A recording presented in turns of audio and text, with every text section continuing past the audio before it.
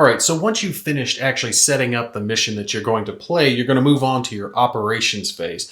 And you're going to keep repeating the steps in the operation phase until you either complete the mission, fail the mission, or abort it if you're playing a campaign mission. The first thing that you will do will be to move the turn record track by 1 forward, with the exception of the very first turn of the mission. You'll just be placing the turn marker on turn 1. You don't move it forward on your very first turn. Next up, you do have the option to move your squad, and your options are to either stay on the node that you're currently located on, move to an unresolved node, or move to a previously resolved node.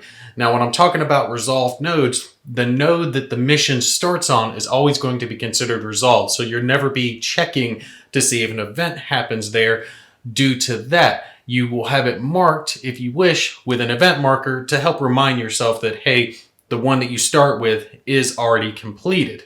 You will have the choice to move along these white lines that connect the different nodes in whatever direction that you wish, but if you're moving to a node that does not have an event marker marking it as previously resolved, then you will have to complete a node resolution before you can move into that node.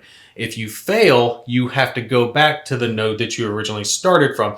This is to signify that you're trying to get through locked doors or difficult passages, whatever is slowing you down, and you're trying to advance on to the next node. Let's say our squad here wanted to move forward and was going towards this node.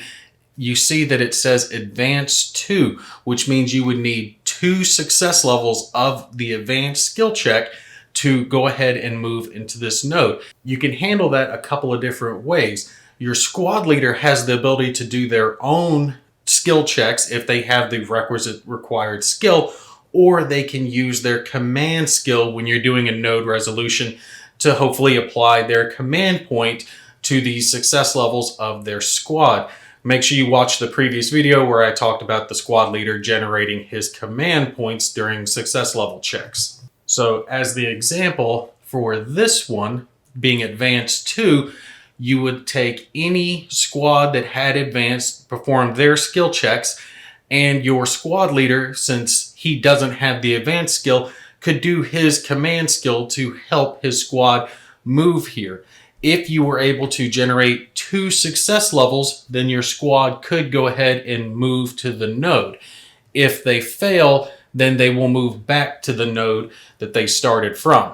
If they fail and they don't generate all that they need, let's say that they generated 1 success level instead of the 2 that are required, that 1 success level will stay there.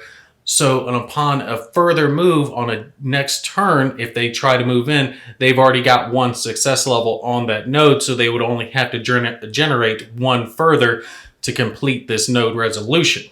Now, let's say you're trying to move into a node that you do not have the skill for. Let's just say, as an example, no one in this squad had the advanced skill.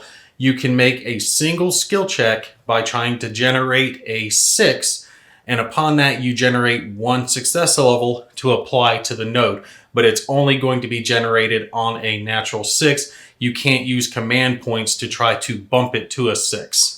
And you can only do that once per node resolution. So you couldn't have each do an unskilled check. You could only do 1 unskilled check per node resolution. Okay, so let's consider the fact that the squad is moving into this node, and this node has already been resolved previously. When you have a squad that moves into a node that they have already resolved, in that circumstance, you will do a random number generation. On a result of a 0, a Class A event will take place regardless on the presence of any event counter that's going to be on the node. On a result of a 1 to 5, the squad will just proceed directly to the node and nothing else extra will happen.